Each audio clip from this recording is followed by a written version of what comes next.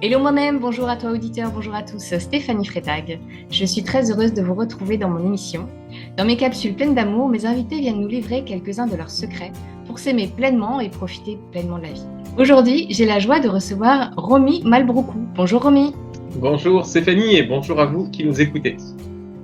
Romy, tu vis à La Réunion, tu es psychologue, coach en joie de vie, coach de vie, coach en joie de vivre, c'est moi. Coach de vie, c'est déjà pas mal. Tu œuvres pour que les personnes aient une vie intense, sereine et épanouissante. Nous nous sommes rencontrés au sein d'un programme marketing. J'ai été touchée par ton calme, ta sagesse naturelle, ta capacité de créer du lien entre les gens facilement et ton Merci. esprit de synthèse puissant qui simplifie aisément. Merci infiniment d'avoir accepté mon invitation aujourd'hui. Avec grand plaisir. Vraiment, et super présentation. Magnifique, je me reconnais absolument. Pour soutenir mon émission, je t'invite, toi, auditeur, à t'abonner à ma chaîne, à liker, commenter, partager. Ça fait vraiment du bien. C'est de ça dont j'ai besoin pour que mes vidéos puissent être diffusées à un maximum de personnes parce qu'elles font du bien. Et on en a besoin aujourd'hui, encore Et oui, plus. énormément. Donc, merci d'avance. Pour ceux qui ne te connaissent pas encore, Romy, est-ce que tu peux nous dire qui tu es? Alors, moi je suis né donc à l'île de La Réunion en 1980, donc au moment où la vidéo est tournée, donc j'ai 43 ans. Et j'étais plutôt quelqu'un de très très très timide. C'était vraiment de la timidité maladive. En plus, à l'adolescence, j'ai eu des poussées d'acné qui m'ont amené encore plus à m'introvertir parce que j'avais honte de moi-même.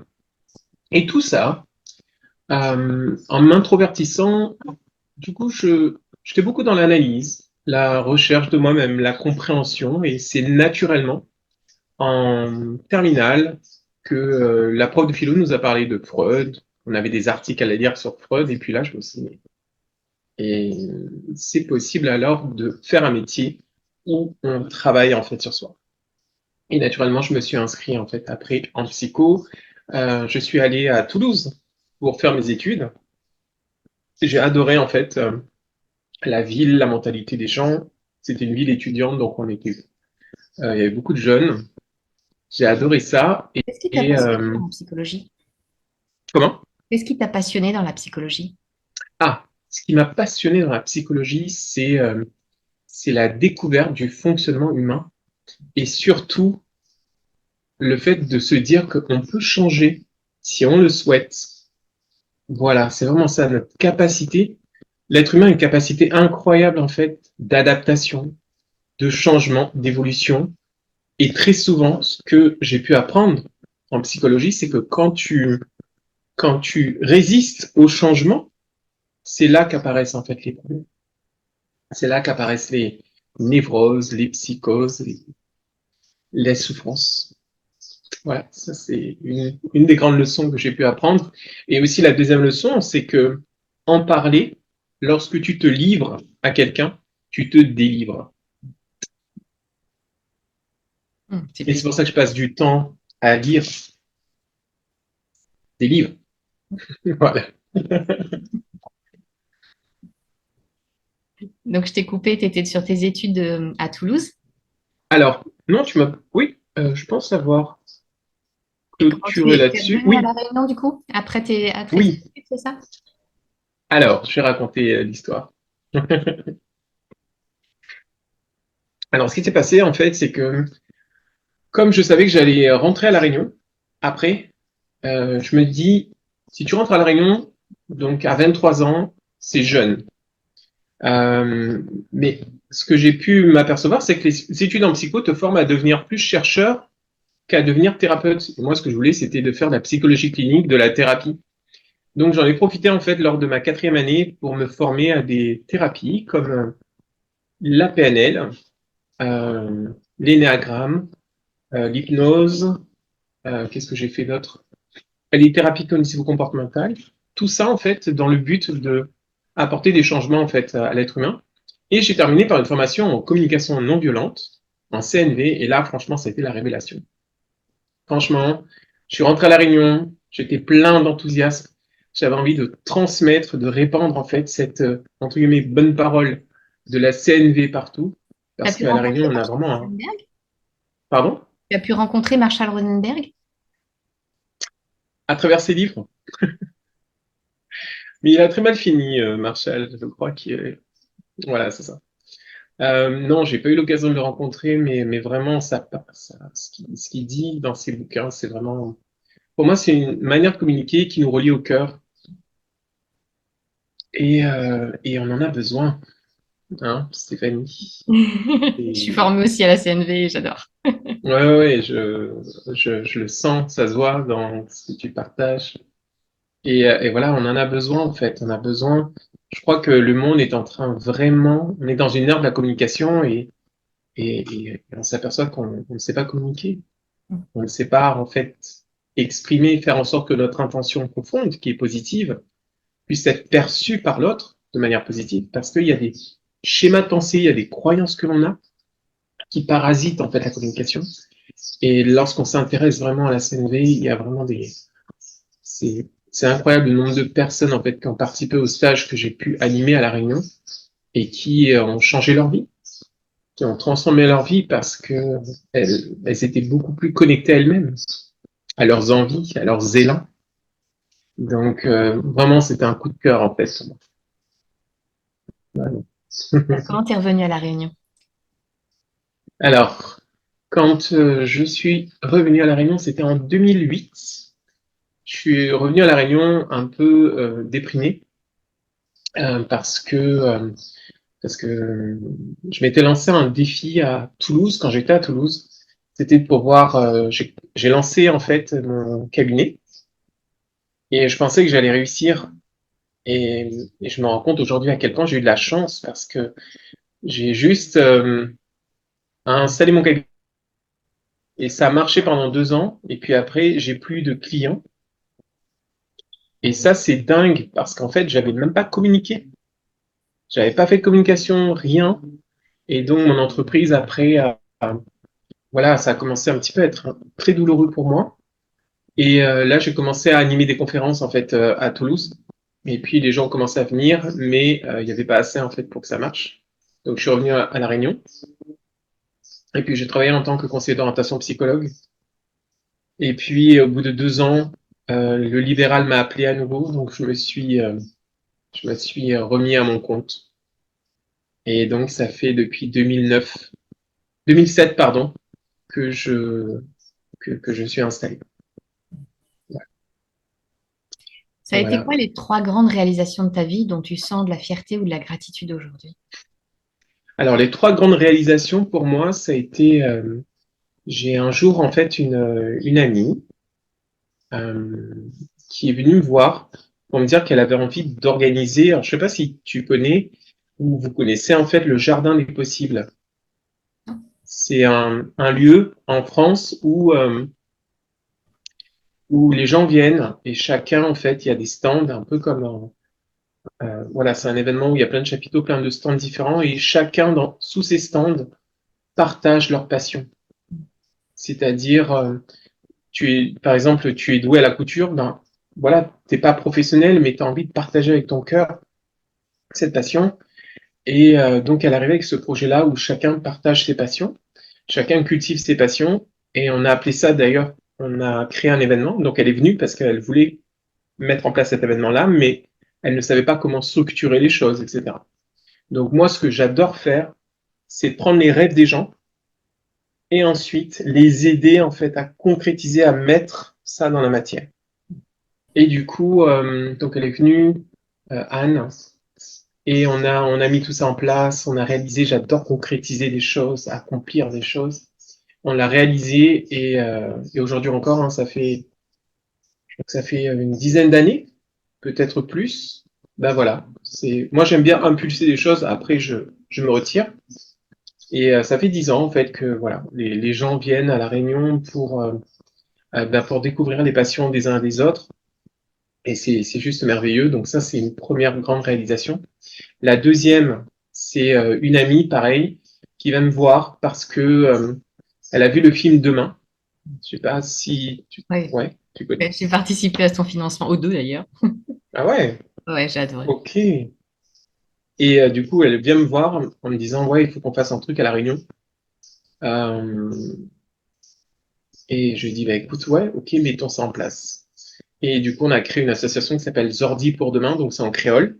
Ça veut dire aujourd'hui, Zordi, donc aujourd'hui pour demain, donc pour demain.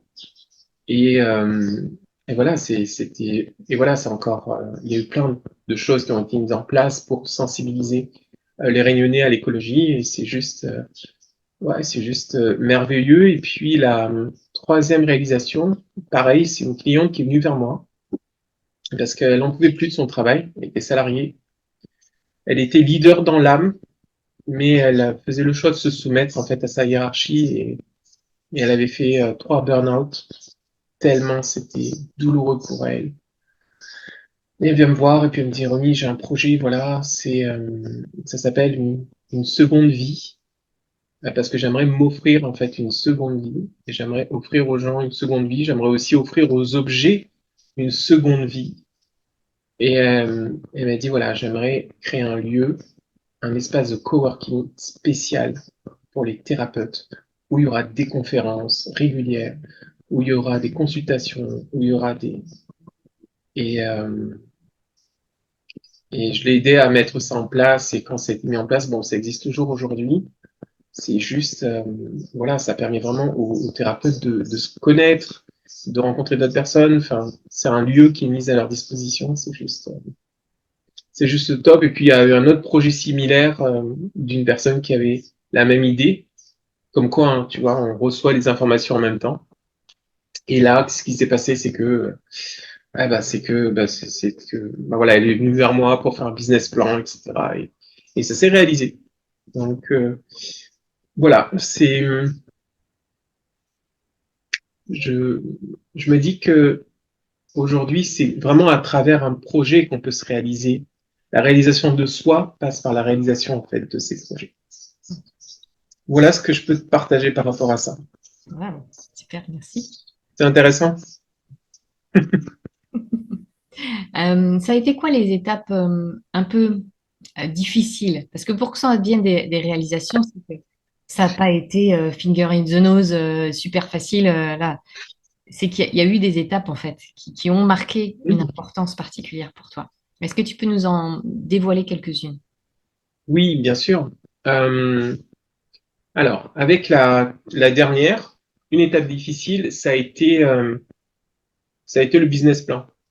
De faire un business plan parce que ça demandait.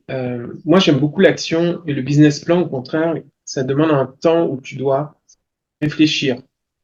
Et ça, c'était vraiment, même si on le faisait à deux, elle comptait sur moi.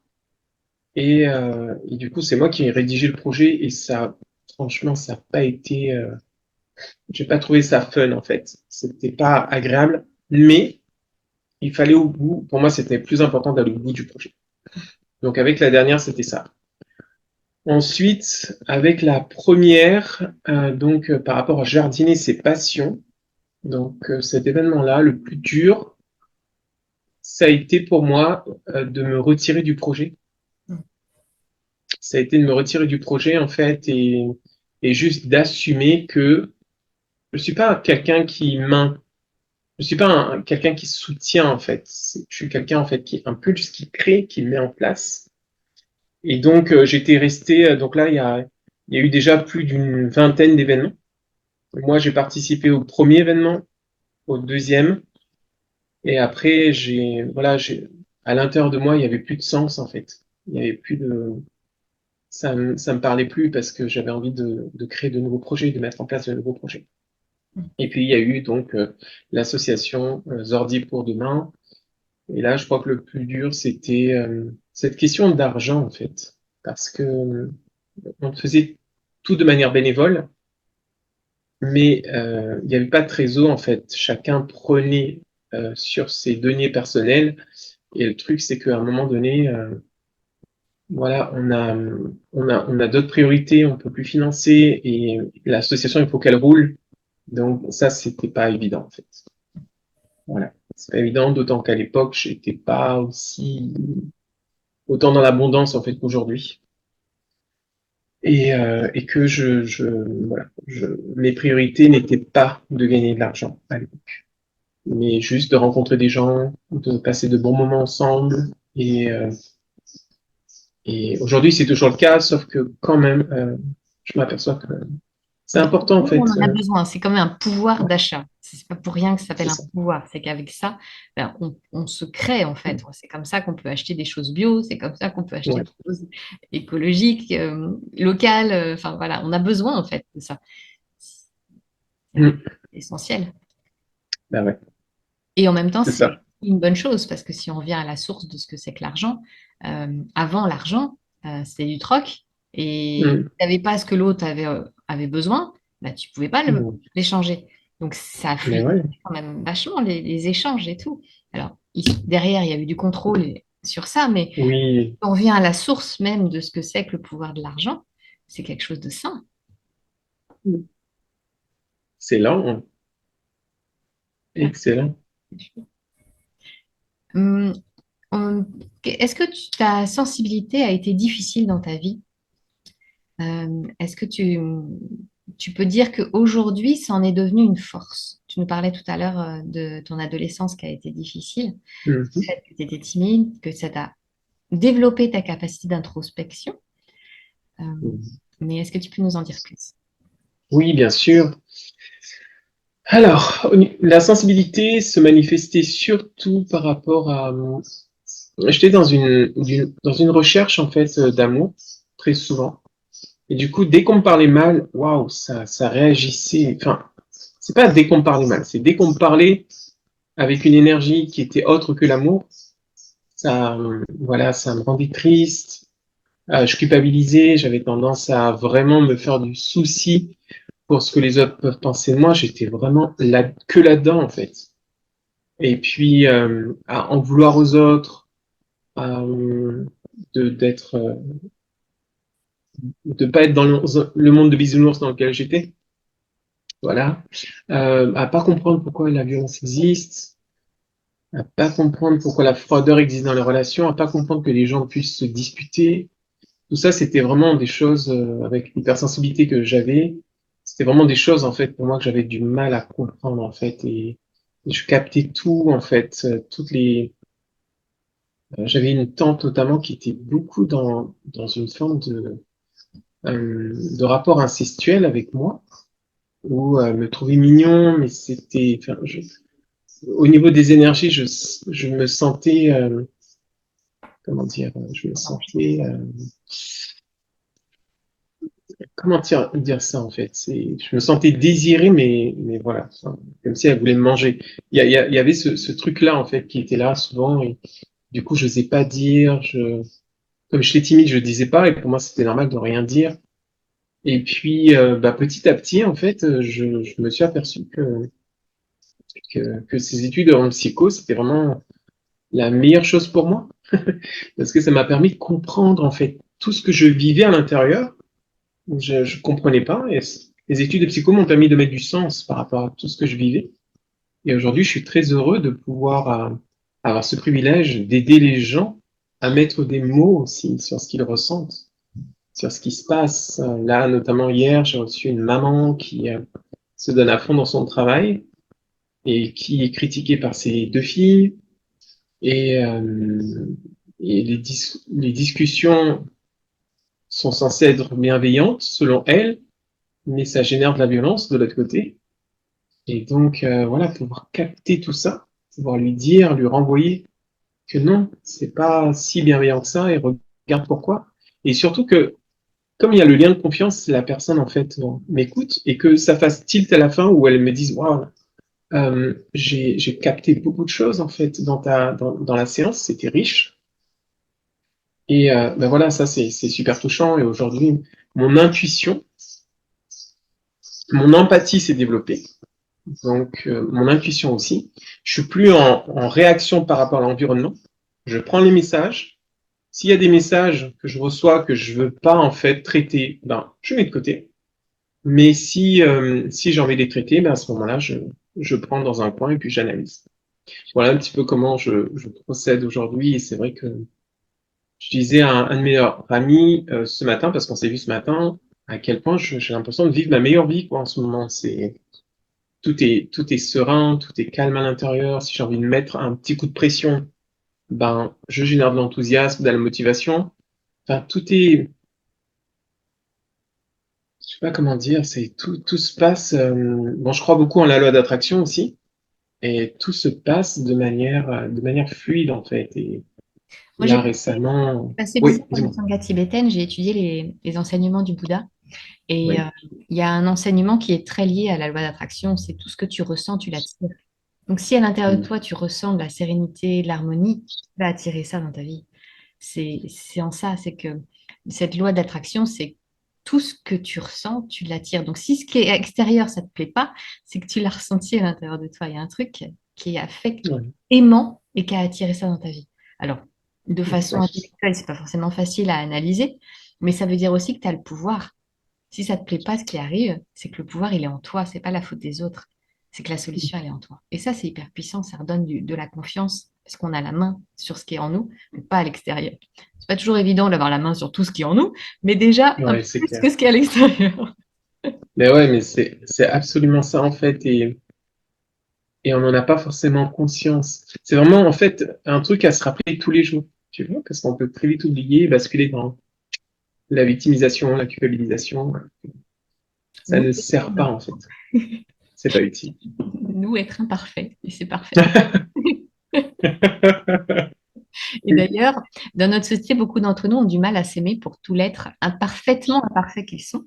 Et t'en es où, toi, sur ce chemin d'amour inconditionnel?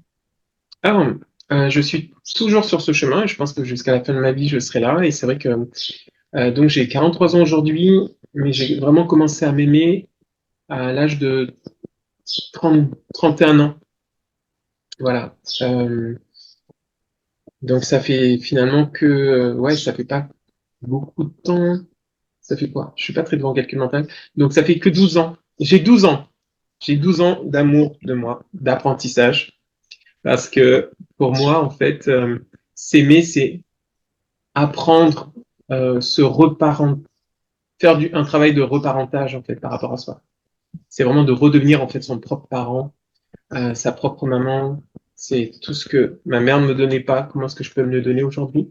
Mon père me donnait pas. Comment est-ce que je peux me le donner aujourd'hui? Donc ma mère, elle me donnait beaucoup d'amour. Par contre, parfois c'était un peu étouffant. Donc ce qu'elle me donnait pas, c'était ma liberté d'être. Et mon père, donc il y avait pas mal de critiques. Et du coup, ce que j'attendais de lui, c'est plus de la confiance qui m'encourage, qui me dise tu en es capable.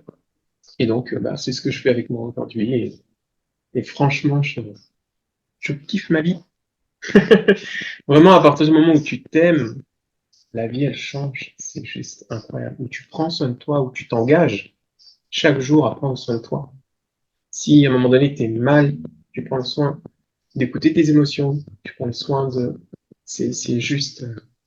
La vie devient vraiment belle, en fait, quand on prend soin de soi et quand on s'aime. Je crois que c'est la plus belle compétence à développer. Est-ce Ouais. qu'il y a eu un moment dans ta vie où tu t'es choisi, où tu as senti en fait ce changement en toi? Tu parlais de tes 31 ans. Il s'est passé quoi?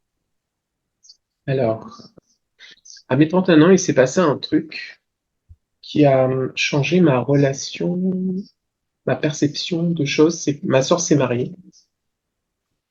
Ma sœur s'est mariée, donc on était en famille la veille du mariage et on avait décidé de passer un moment seul. Alors, il faut savoir en fait que mon frère vit en Australie, ma sœur et moi on vit à La Réunion, donc du coup on était vraiment, on se voyait pas, on était très peu souvent en fait ensemble. Depuis que mon frère est parti vivre en Australie, il a une vie là-bas, il s'est marié, etc. Il a des enfants. Et donc là, c'était l'occasion en fait de se dire les choses. Et on a osé dire à nos parents comment on avait vécu notre enfance et tout. Et ce qui était marrant, c'est que ma sœur, mon frère et moi, on avait vraiment le même vécu. C'est le manque affectif, le manque d'affection. Les je t'aime, on entendrait très peu. Les câlins, il y en avait, je me souviens pas d'un- de ça. Et Et puis nos parents ont commencé à nous raconter leur histoire de vie, où ma mère a grandi dans une famille de 9 enfants, Oui, mon père de 14, et donc ils ne savaient pas faire. c'était l'usine, quoi, et il n'y avait pas ce genre de preuves d'affection, etc. Et c'est là où, avec mon regard de psy, à l'époque, où je me suis dit, mais en fait,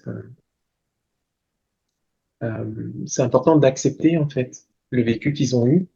Ça m'a permis de comprendre pourquoi est-ce qu'on n'avait pas reçu. Et que du coup, si je ne peux plus attendre d'eux, alors qui c'est qui va prendre soin de ces besoins qui sont là? Et c'est là où, dès le lendemain, lors du mariage, je me suis fait une promesse à moi-même,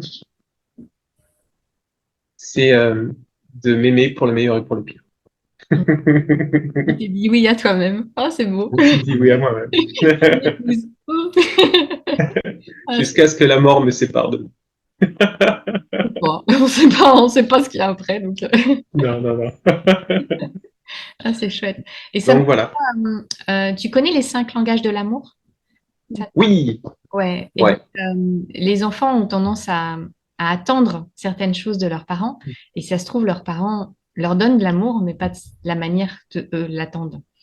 exactement. Ça Et aide. c'est plus tard que j'ai découvert le livre de Gary Chapman sur les 5 langages de l'amour. Je me suis dit, waouh, c'est clair. Moi, j'avais besoin de toucher, en fait. De Le se langage de l'amour, c'était aimer, toucher. en fait. Tu as été aimé, mais pas de la façon dont tu C'est l'attendais. ça. Ils ont pris soin. Exactement. Exactement. Ma mère, c'était dans le fait de rendre service. Elle était là-dedans. Mon père, plus dans les cadeaux. Voilà. Et moi, j'attendais les paroles valorisantes et Et le- le toucher. Mais c'est chouette d'avoir cette vision-là. Je trouve que ça aide vraiment à accepter l'autre dans ce qu'il est capable de donner aussi. Oui, Et d'accepter aussi que nous, ben, on fait ce qu'on peut. c'est vrai, c'est vrai, c'est vrai. D'ailleurs, au quotidien, il n'est pas toujours évident de prendre soin de soi. On est tous Mhm. différents avec des besoins différents pour répondre on est tous différents avec des moyens différents de répondre à nos besoins. Mhm. Et chaque expérience peut en inspirer d'autres. Qu'est-ce que tu mets en place, toi, concrètement, pour prendre soin de toi en ce moment? Ah, oh là là, c'est une excellente question, j'adore. Euh, ce que je mets en place en ce moment, c'est que j'ai mis en place un mastermind. Un mastermind, donc c'est un groupe d'entrepreneurs qui se retrouvent régulièrement. Donc on a mis en place avec un ami un groupe où on se réunit, on est 8 entrepreneurs et on se réunit le matin, tous les matins de 8h à 8h30. Et on se donne nos objectifs, etc. Et c'est ultra stimulant en fait. Donc ça, c'est un moyen de prendre à la fois de moi et prendre soin de mon business parce que du coup, pour avoir un business rentable et abondant, il te faut en fait beaucoup d'énergie. Et tous les matins, je suis juste énergisé, si bien que comme hier soir, des fois, à minuit, j'ai tellement d'énergie qu'à minuit, en fait, je suis encore debout. Donc ça, c'est vraiment pour prendre soin de moi, il y a ça. Donc l'entourage, l'environnement, super important, un environnement positif et bienveillant. Ensuite, il y a aussi, j'aime bien en fait, moi ce qui me fait kiffer, c'est quand je regarde mon agenda et que je vois que j'ai rien à faire, qu'il n'y a rien de programmé. Ça, c'est un truc, toi aussi? Toi Hum. aussi, hein. C'est rare qu'il n'y ait rien à faire. Et donc, Ils ont des enfants, mais, jardin. donc voilà, c'est avoir de l'espace. Et puis il y a aussi des randos. J'aime beaucoup aller randonner, découvrir de nouveaux lieux. À La Réunion, en plus, il y a plein de lieux différents que je connais pas encore. Qu'est-ce qu'il y a d'autre? Ben, c'est aussi lire. Comme je l'ai dit, j'adore lire. Aller à la plage aussi.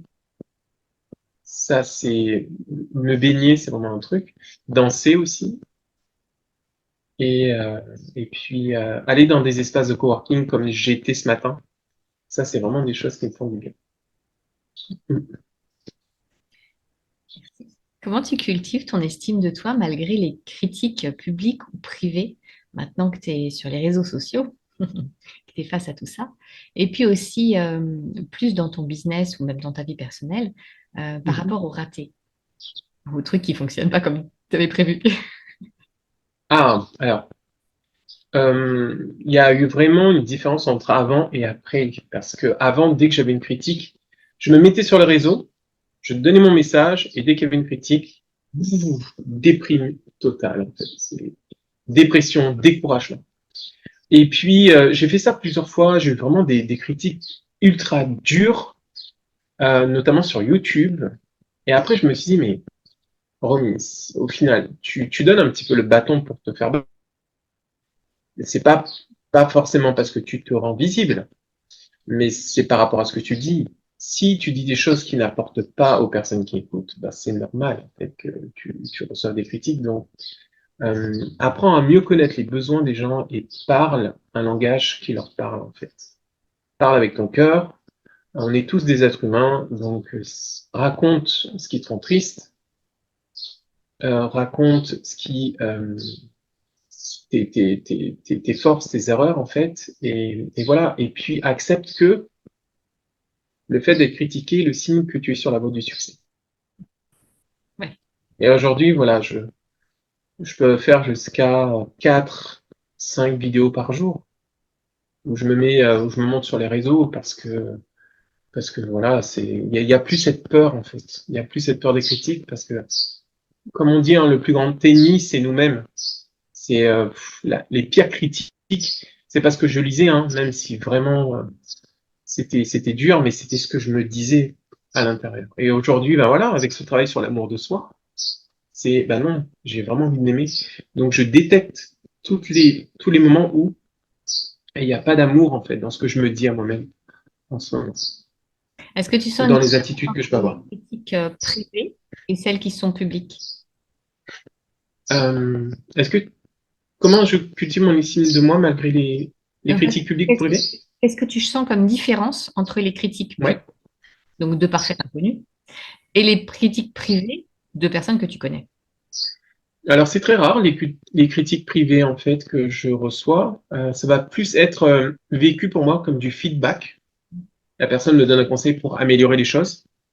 Et pour les critiques publiques, je vais le voir comme du feedback aussi, un moyen d'améliorer les choses, mais un peu plus flou. Voilà. Donc, je vais pas forcément questionner la personne, alors que je l'aurais fait avant, mais je, je me prends la critique et je me dis, je fais mienne la critique et je me dis, si je disais ça à quelqu'un, qu'est-ce que je voudrais dire en fait pour l'aider à s'améliorer? Et là, après, je change. Parce que pour moi, aujourd'hui, je suis convaincu hein, que l'univers extérieur est le reflet en fait de toi-même. Nous sommes le reflet les uns des autres. Et que si j'attire ça dans ma réalité, c'est que moi-même. Et c'est bizarre parce qu'aujourd'hui, je suis beaucoup moins. Depuis que j'ai appris à m'aimer, je suis beaucoup moins critiqué qu'avant. Si bien que j'ai l'impression que c'est loin derrière, en fait, le temps des critiques. Voilà. Voilà l'expérience que j'ai aujourd'hui. Et aujourd'hui, ça va être. Si, j'ai reçu une critique lundi d'un. Mais voilà, j'ai ressenti la déception et je me suis dit. Bah, en même temps, je suis moi, en fait. Est-ce que j'ai été moi en faisant ce que j'ai fait? Il m'a critiqué, mais est-ce que j'étais moi? Et aujourd'hui, je préfère être rejeté pour qui je suis plutôt que d'être apprécié pour qui je ne suis pas, en fait, On paraît. pour l'apparence. Donc voilà, l'authenticité, c'est vraiment pour moi une protection, d'être honnête avec soi. Et on n'est pas parfait, il n'y a personne qui l'est. Donc, Ce serait horrible, les gens parfaits. est-ce que t'en connais? Non, ça n'existe pas. C'est des robots. Ça n'existe pas, en fait, la perfection. C'est ça qui nous rend attachants, c'est nos imperfections. Ou nous, on est détestés pour Oui. ça, mais peu importe, en fait. Ceux qui vont nous aimer, ils vont nous aimer pour ça. Donc, autant les montrer. Je suis absolument. On est vraiment raccord, Stéphanie. Mm. Ouais, sur plein de choses. Le côté introverti, très timide aussi. Les boutons, non, j'ai pas eu trop, mais j'ai eu d'autres trucs qui m'ont bien mis la honte. Donc, je connais aussi. Euh, Ah là là, en c'était conclusion, l'enfer. hmm, Oui, c'était l'enfer en fait au collège. Quand j'avais cette acné, c'était juste. Au collège, les jeunes sont vraiment. On est terrible. Mais allez, bon, juste c'est pour que révolu. tu rigoles, je vais te raconter le pire truc qui m'est arrivé et tu vas me raconter le pire truc qui t'est arrivé. Moi, Ouh, le pire truc oui. qui m'est soit arrivé, j'étais en seconde. Toute ma classe m'a chopé et m'a jeté dans le lac. Ah ouais, pourquoi? Qu'est-ce que J'étais tu avais fait? appréciée par mes camarades de classe. Ok, c'est original, hein? Ouais, ouais. Anniversaire? Pardon? C'est un cadeau d'anniversaire? C'était Euh, non, enfin, voilà. un bizutage? Ouais, ouais. Enfin, je m'en suis pris plein la tronche. C'était ça. Bon, voilà. Le bisu. Enfin, pas complètement d'ailleurs, mais je sais pas. Bizarre. Ouais, c'est pas cool.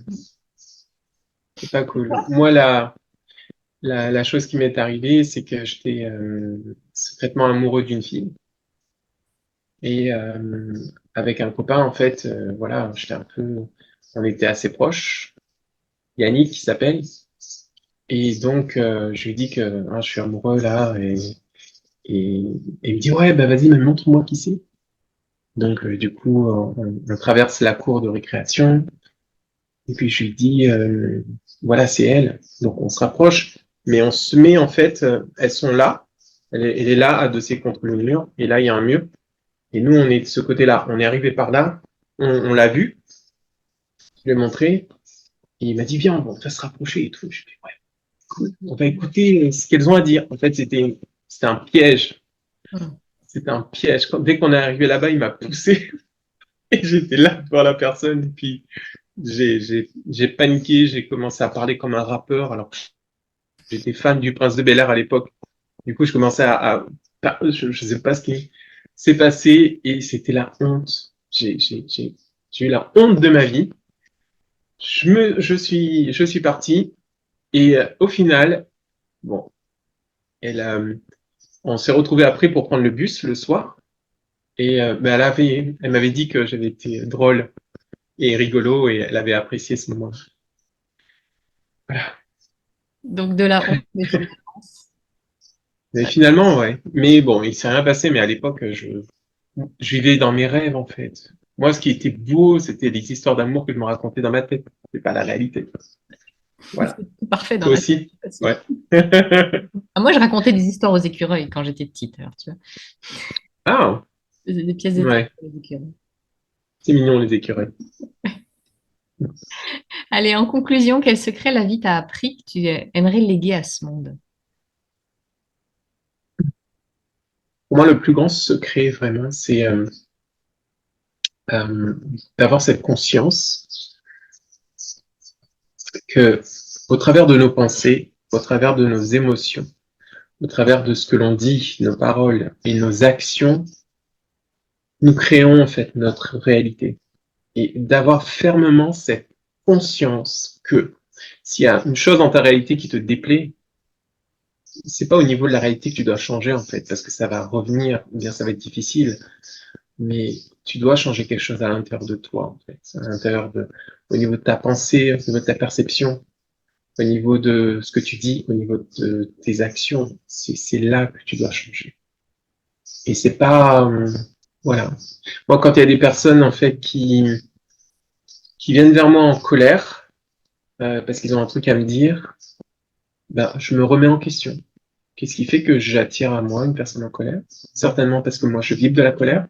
Par rapport à quoi je vibre de la colère en ce moment dans ma vie? Et puis là, c'est waouh, merci cette personne parce que tu m'as permis de prendre conscience de qu'est-ce qui déconnait en fait en ce moment. Voilà, c'est vraiment, c'est top. Et puis je vis vraiment des moments d'alignement. Et une fois que tu comprends la leçon, tout change quoi, magiquement dans ta réalité. Et ça, c'est juste. Voilà, ça s'arrête pas de m'étonner en fait à chaque fois. Voilà. D'être admiratif de la beauté de la vie et de la capacité de l'être humain à se transformer. Exact. Un c'est vrai ça. privilège. Mm. Merci beaucoup pour tous ces partages, pour ton expérience.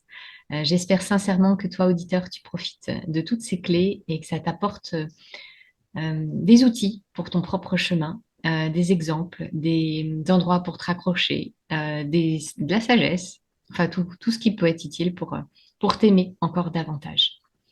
N'hésite pas à partager tout ce contenu, ça a beaucoup de valeur et j'ai besoin de toi pour le soutenir. Donc, mets des commentaires, like, partage. euh, voilà. Et puis, moi, j'aurai beaucoup de plaisir à répondre à tes commentaires.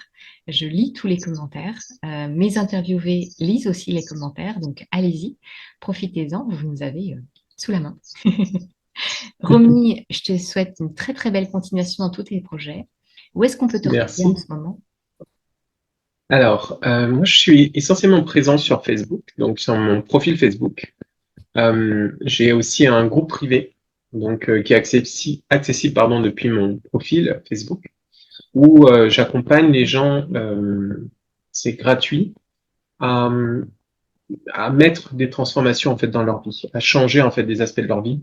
Là, en ce moment, en fait, on fait une semaine spéciale, comment perdre du poids de manière naturelle. Donc, on va le faire euh, jusqu'à dimanche. Donc, les vidéos seront encore présentes dans le groupe.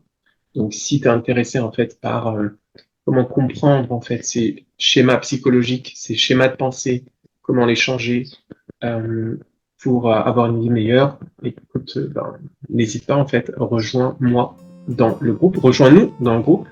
On est à ce jour une centaine de personnes dans le groupe. Voilà. Merci. Le lien est sous la vidéo, donc vous avez juste à cliquer dessus pour rejoindre Romy. Merci beaucoup Stéphanie. Cher auditeur, écoute ton cœur, suis ta boussole de joie et on se retrouve le mois prochain dans une nouvelle interview toujours aussi inspirante. À bientôt. À bientôt. Si vous connaissez quelqu'un à qui cette vidéo pourrait faire du bien, n'hésitez pas à la lui partager. Et pour ne rien rater de mes prochaines vidéos, pensez à vous abonner à ma chaîne. En activant la cloche, vous recevrez les notifications par mail. Je vous souhaite une excellente journée, une belle continuation et à très vite.